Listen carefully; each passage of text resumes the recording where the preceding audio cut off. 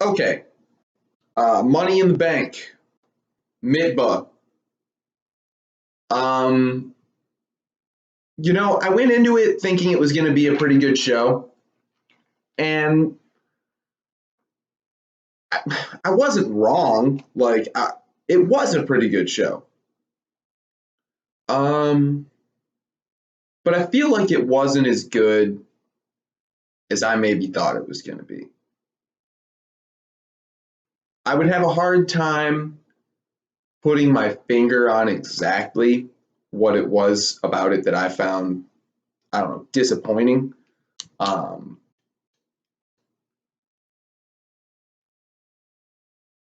Certain things just didn't seem to have the weight that I wanted them to.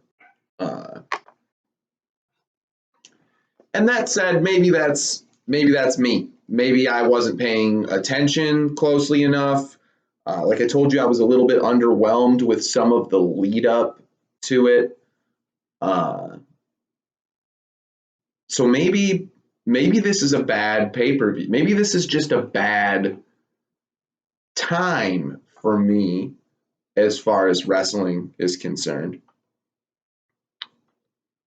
And maybe I can get back on track and be in a little bit better standing with it tonight, maybe.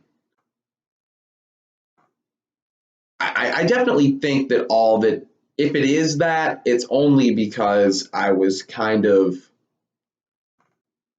away from it a little bit. But I do think that there's something too, I brought up in a previous video, that it's a little bit of a shame that all it really took is me not being able to do videos for me to no longer be as in tune with what was going on in the company or as into it. Like I said, I pay very close attention when I'm going to do these videos because I want to give a reason to watch. I don't want to come off uninformed. I'm certainly far from an expert, you know what I'm saying? But the last thing I want to do is come off like I don't know what I'm talking about at all, or like I didn't watch or anything like that. So uh, without with knowing that I had so much going on where I wasn't going to be able to make videos for a couple of weeks. So I just watched Raw and SmackDown kind of from a more casual perspective, I guess. And that's all it took for me to have the drama completely sucked out of this for me, is watching it the way that probably the middling to low average uh, investment viewer, like somebody who's, as far as their investment in wrestling, they are a wrestling viewer. And then within that demographic of people who regularly watch wrestling, you have people who are more or less emotionally or whatever invested in the story. Some people maybe just want to see some cool shit on TV. They're bored on Monday nights, so they're kind of a wrestling fan. And then you have people who are like really invested in wrestling. And I feel like on that scale, I was probably viewing it about this level, whereas I'm trying to view it like, if this is the top, I'm trying to view it like the high as I can go, whether that's here or here, or you know what I mean? But I was definitely putting in like very low average fan effort into the lead up to Money in the Bank. So maybe that's why Money in the Bank fell a little bit flat to me. And you can tell me if I'm just silly and this is all my fault. Well, not my fault, but you know what I mean though. Like, this is me. It wasn't, like I said, I out of, you know, given like the palette of the last year and a half, I would say that Money in the Bank was a good pay-per-view, despite me going into it maybe a little bit less invested than I used to be, right? I would say that Money in the Bank was still a good pay-per-view. There were good matches. There were good surprises. I think I maybe was hoping for or expecting better. But like I said, given the palette of the last year and a half, I mean, there's no way to say that this wasn't a good pay-per-view. So let's get into it a little bit. And I'm going to kind of go match by match, and without breaking it down, just kind of talk a little bit about what happened. And I don't think I'm necessarily be starting at the beginning. I'm just kind of going to start. So on the pre-show, we had the Usos and Daniel Bryan and Rowan in what, for some reason, I thought was a tag team championship match. I thought this was for the SmackDown Tag Team Championship. So when the Usos won, I was like, whoa, because I was immediately like, whoa, we're going to have a wild card rule team in this case, but, you know, a wild card wrestler will be holding a belt for a show that is not their primary show. And I was like, hey, that's neat. I'm into that. Let's see what that looks like going forward. But no, they immediately started talking, well, does this put them in line for a shot at the SmackDown Tag Team Championships? I think it does, Saxton. Like, I thought that's what we saw. Like, you know what I mean? I thought, why the hell is this on a pay-per-view at all if that's not what we're seeing? And I know leading into it that Shane McMahon just wanted to give the vacant SmackDown Tag Championships to Daniel Bryan and Rowan, and that the Usos had a problem with that. So I know that there's a little bit of story going into this match. So it's not just a completely random match that they've attached to a pay-per-view for some reason. I'm not trying to say that it is. But compared to the rest of the matches on the pay-per-view, it might as well be. So then what I also thought was going to be on the pre-show, and it wasn't, was the Arya Daivari, Tony Nese match, which didn't do a lot for me. I'm not going to lie. I'm usually a pretty big proponent of don't play around on your cell phone or whatever during the Cruiserweight Championship match at a pay-per-view when it's there. That's probably going to be a very good match just from like the watching standpoint. Whether you've been invested in 205 Live, I'm not. And not that it's not good. I have other hobbies. I play guitar. I like to play video games a lot. I spend time with my wife. I like to get wrapped up in other, bullshit TV shows, not just wrestling. So, I just have other shit to do. And 205 Live, I don't watch it. NXT, I watch for my own pleasure.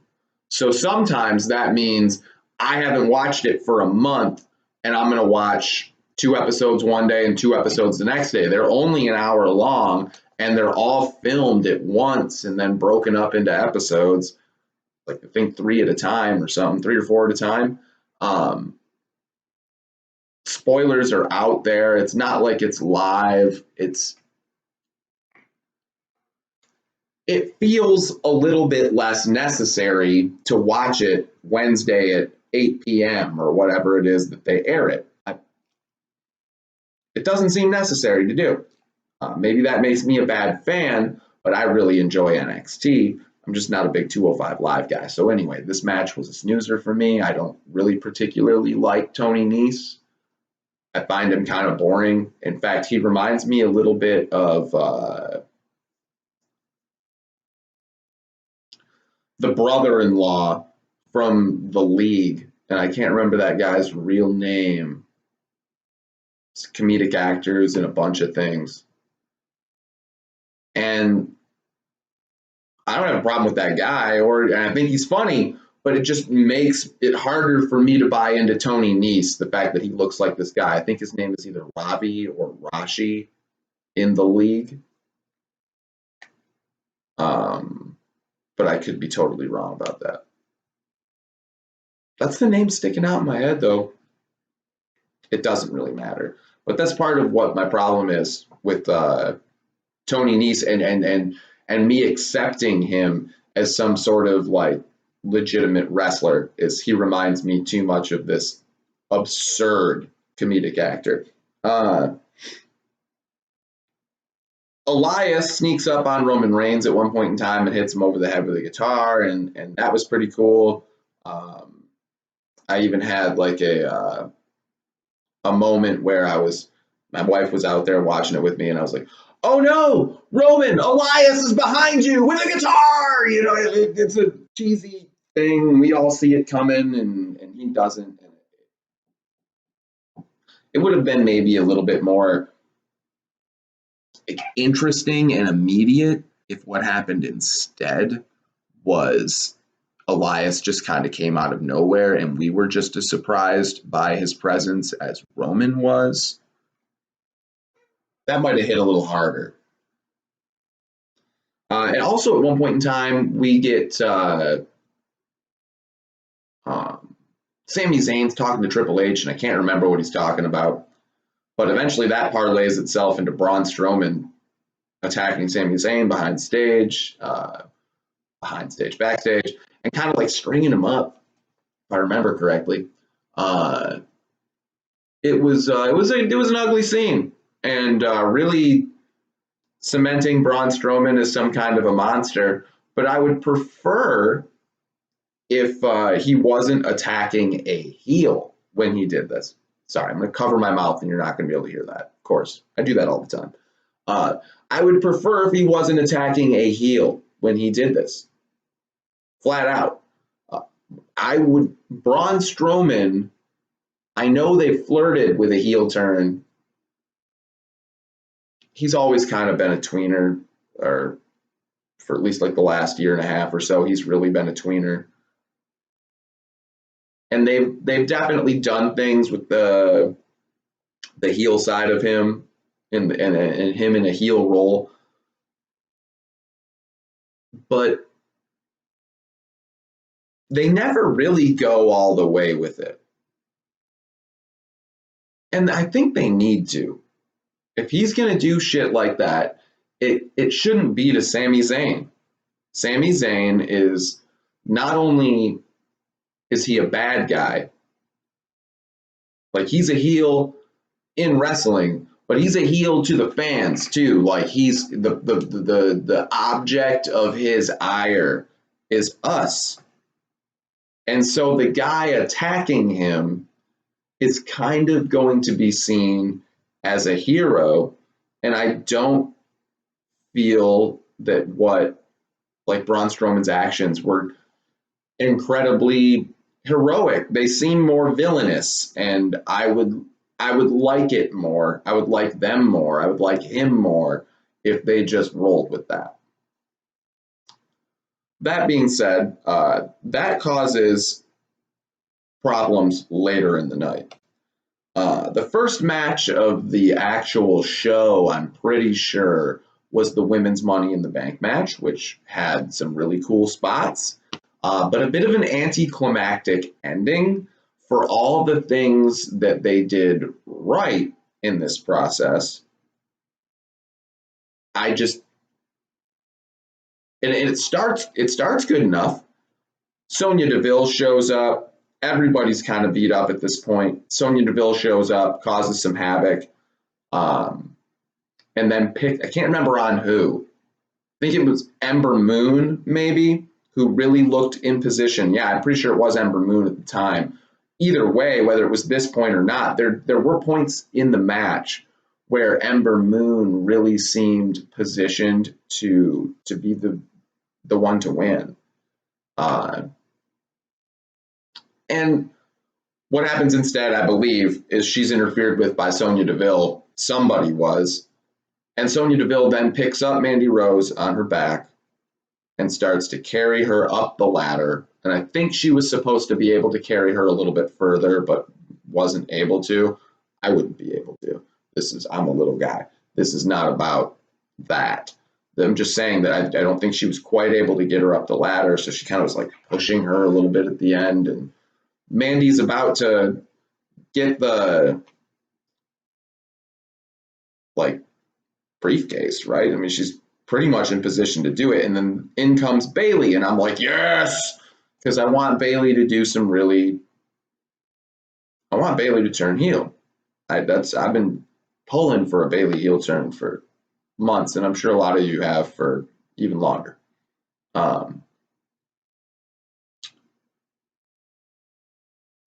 Bayley doesn't even do anything cool to get Mandy and Sonya off the ladder. She kind of gives a look like, I'm here.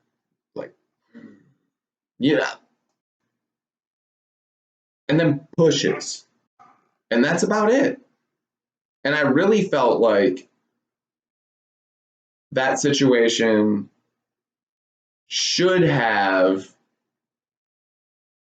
involved a falling ladder and then maybe Bayley clambering back to her feet and getting the briefcase. I just climbing up there, pushing them off and grabbing it, and that was it. It just wasn't enough for me with everything else that happened. Still a good match. Still somebody I'm happy to see with the briefcase, but the ending didn't do the rest of the match the justice it deserved, I don't think. So then we have Becky Lynch. She defeated Lacey Evans.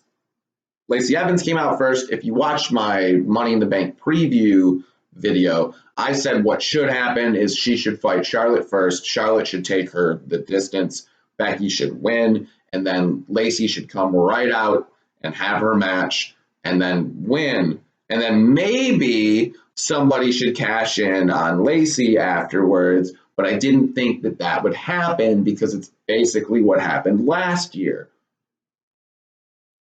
I was right and I was wrong because the first match was against Lacey Evans. And in that match against Lacey Evans, Becky was victorious, but maybe got pushed a little bit. And then Charlotte comes out, and apparently the match wasn't scheduled, like kayfabe, the match wasn't scheduled to occur immediately after the Lacey Evans match. But Charlotte kind of plays on Becky's pride a little bit and goads her into the ring and has a match that she eventually wins against a weakened Becky who has not had any amount of time to recover from the match she's just had. So that protects Becky a little bit, just like I thought they would do with Lacey Evans. But the reason I thought that they should do it with Lacey Evans, because I was kind of sick of seeing Charlotte as a champion, and not as somebody who dislikes Charlotte, just as somebody who would like to see somebody else in that situation.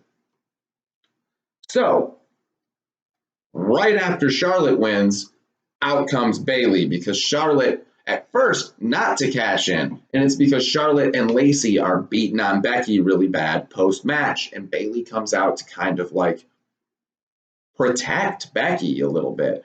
The announcers say it's because Bayley has so much respect for Becky. I immediately thought cash in. I thought, here we come, it's going to be a cash in. But it wasn't a good opportunity for a cash in, as Charlotte was not very weakened by that point. During the protect Becky skirmish with Lacey and Charlotte, Bayley, and I believe, I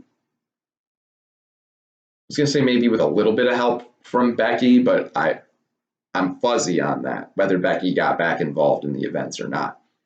Either way, Charlotte winds up incapacitated, lying prone in the middle of the ring. Bayley has this moment of like, should I do it? Should I not do it? And everybody's just like, just do it for shit's sake, right? Just do it. We all know you're going to do it, just do it. That was dumb. The should I do it, should I not do it, that was dumb. I think it might be an effort to kind of preserve a bit of her like innocent character, which again I also think is dumb and kind of creepy. But I don't think they need to be doing that. I don't think they need to preserve that in any way. I think they need to just let that shit go. And she should have just immediately been like, this is my time. I'm cashing in. And it did kind of set up, I guess, a little bit of like a dubious circumstance because Charlotte never made it back to her feet before they rang the bell again. And I don't know that that's something that has to happen. I'm not an expert on how all the cash-ins have happened and things like that and all the proceedings and whether something like this has ever happened before. It could have happened last year for all I know. Excuse me. Sorry about that. I had to pause the video for a second. My cat's making a bunch of noise. I'm not trying to act like this has never happened before. That's my point. But they kind of acted like it's never happened before, and for all I know, it hasn't. So maybe that's a little bit of a heelish thing for Bayley to have done, especially given her character. We'll see what happens going forward. I'm happy she's champion, especially if maybe she's going to be a little bit, she's going to drop the hugger stuff. Seth Rollins beat AJ Styles in a really good match that, to me, seemed like they tried to preserve AJ's face image in the end. Seth Rollins wins. AJ Styles is kind of hurt and limps out of the ring and then gets back in. He may not have gotten out and gotten back in, but either way, he's a little bit hurt, limps over to Seth, offers a handshake. Seth stares him down for a minute, and AJ's like, you know how hard this is for me? You know how hard this is for me? And he doesn't really talk like that. Sorry. Seth eventually shakes his hand. AJ walks out of the ring. An AJ Styles heel turn would have been great. I guess I just want everybody to turn heel. I just feel like there's too many faces and not enough places. Yep. Though apparently we're getting a new belt revealed by Mick Foley on Raw tonight. So maybe there will be more places. It being Mick Foley, I almost feel like they're bringing back the Hardcore Championship. But the Hardcore Championship is really something that could only be contested in any kind of, or maybe something to do with the Saudi Arabia show coming up. It also could have something to do with that. They're bringing out a new belt for Kingdom Championship or something. Anyway, but it being Mick Foley leads me to believe it's going to be some sort of iteration of the Hardcore Championship.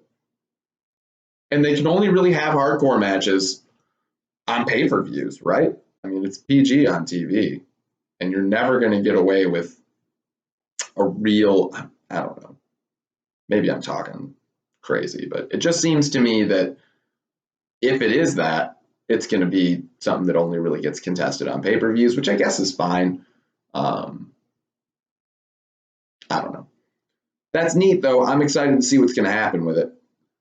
So, yeah, I guess I want everybody to turn heel, and I kind of thought that AJ Styles not completing the little hints of a heel turn we've gotten over the course of this, or Seth Rollins not completing little hints, because let's all be honest, the way he took out Brock Lesnar was a little bit dishonorable.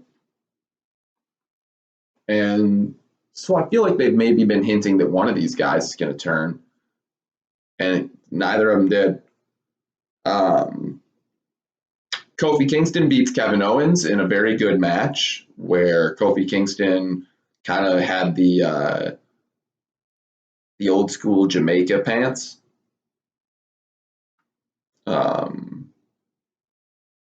So maybe they're not shying away from the fact that he used to be Jamaican anymore. Rey Mysterio, he beat Samoa Joe in a match that was brief and bloody and had a pretty neat little segment afterwards involving Rey Mysterio's unconscious body just getting thrown around by Samoa Joe in front of Dominic, Rey Mysterio's son. And Dominic's like, "What are you doing, man? Please stop." And Samoa Joe's like, "No," and then they say like Samoa Joe might be even more dangerous without a title. And I kind of agree with that. I don't think he should have a mid-card championship. Just be a supervillain. And if he's going to have any kind of belts, it should really be, I think, like a higher championship. I think it's time for Samoa Joe to be Universal Champion sometime this year. He's on Raw now, so I would say WWE Champion, but that's on another show. So Universal Champion, I do it. You don't need to do it now, but do it this year. His character, it needs to go somewhere. I think we're to the men's Money in the Bank match. I've got to review the list here. Yeah, we are. We've talked about everything else except for the men's Money in the Bank match, which was pretty damn good. Like I said in the beginning, when I said I was a little bit disappointed or I felt like this pay-per-view was maybe a little bit flat, I think it was only because there was so much intrigue going into it for me, just from like looking at the card going, I can't predict immediately who's going to win. This should all be very interesting. And maybe it just wasn't as interesting as I wanted it to be. But that said, it was all pretty good. When I said it was, you take the average pay-per-view of the last year and a half, and this comes out good, so better than the average pay-per-view. I wasn't. That's honestly how I feel about it. So, anyway, the men's Money in the Bank match has some really cool moments as well. There was some times where I thought that Ali was about to get that briefcase. And there was a time where Ali should have had the briefcase. Like, I don't know what happened. Follow me here for a second. Ali climbs the ladder. There's no one around. He's got his hand on the clasp thing, like fucking carabiner. Oh my goodness, that's my fourth, I think, F word ever on the channel. I'm sorry, I won't do it again. Anyway, he's got his hand on the carabiner, and he just, for some reason, the briefcase is still attached to it, and then Brock Lesnar's music hits, and you're like, what in the hell is happening?